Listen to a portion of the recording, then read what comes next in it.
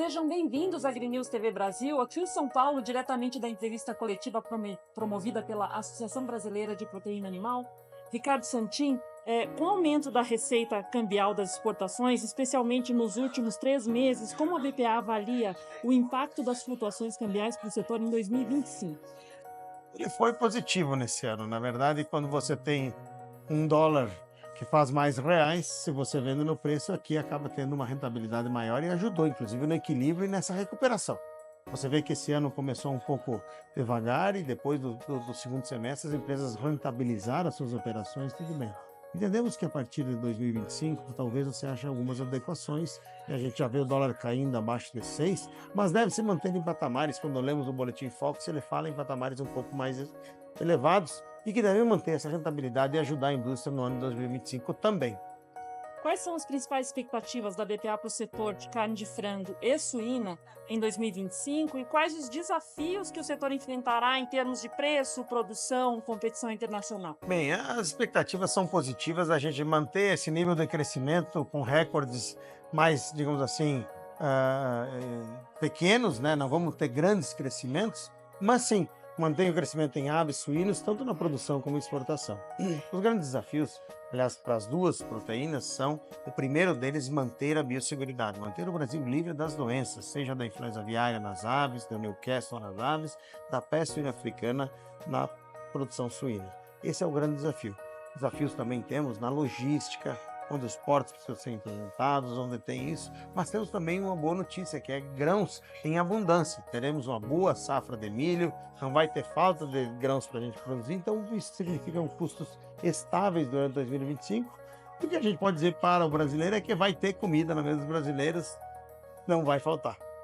O mercado de carne bovina pode absorver uma fatia maior do orçamento do brasileiro para proteínas, do orçamento disponível para o consumo de proteínas em 2025. Como a BPA vê esse cenário de substituição de consumo e quais são as estratégias que estão sendo desenvolvidas para manter a competitividade do frango e do suíno no mercado? O que a gente tem visto é o contrário, é o preço do boi subindo, mas não estamos vendo deixar. Naturalmente, o dizer que o boi vai absorver mais não significa que vou comprar, subiu o boi, vou continuar a comprar a mesma quantidade de boi. Eu posso diminuir a quantidade de carne bovina e complementar com frango, com ovo, com suíno. Isso é uma tendência que no papel funciona, mas no dia a dia as pessoas precisam dar comida para os seus filhos. Não quer dizer que subiu o filé mignon, então agora eu vou ter que gastar mais dinheiro do meu orçamento de filé mignon e vou ter que deixar de comprar frango. Isso dá certo no papel. No dia a dia a dona de casa quer comida no prato da sua família e ela vai fazer os movimentos. Seu boi subiu e ela vai talvez diminuir um pouco a compra de carne de boi, complementar com um ovo, por exemplo, ou com uma linguiça, uma salsicha, vai fazer um hambúrguer, uma carne suína, uma carne de aves. Então eu não vejo assim que subiu o boi e aí o cara vai parar de comer as outras proteínas porque vai gastar mais com carne de boi. Eu faço isso na minha casa. Subiu, troco um pouco, não deixo de comprar, às vezes diminuo o volume. Então o que eu vejo para esse ano é a manutenção do consumo de carne de aves suína muito mais tendendo a subir o seu consumo do que diminuir.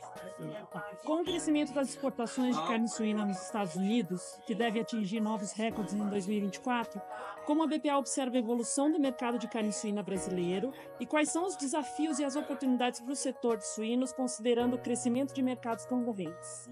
Eu vejo da mesma forma que foi em 2024. Os Estados Unidos cresceu 4,8% de exportação e o Brasil também cresceu 11% de exportação até agora. Ou seja, nós não somos concorrentes. Assim, o espaço deixado pela Europa vai ter um espaço maior na própria China, que diminui essa produção de 57 milhões e 900 para 56 milhões de toneladas de carne suína. Ou seja, você tem uma adequação e tem, infelizmente, uma Filipinas sofrendo efeitos severos da peste suína africana, que deve continuar, inclusive, nesse ano.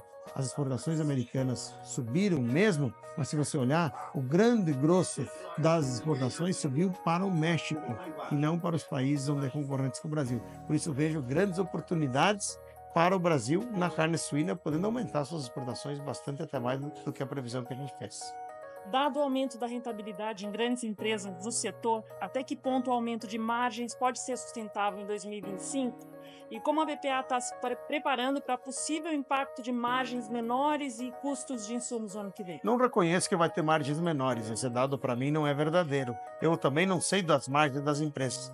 Mas, de fato, houve margens muito boas relatadas pelas empresas, inclusive publicamente, mas pelos elementos que nós vemos aqui, pelos concorrentes, pela análise de custo, pelo histórico cambial, e os concorrentes diminuindo, enfrentando dificuldades com peste suína africana, com influenza aviária, eu acho que a rentabilidade vai se manter porque são elementos estruturantes e as nossas empresas são fortes e têm capacidade de manter a rentabilidade do ano de 25 também.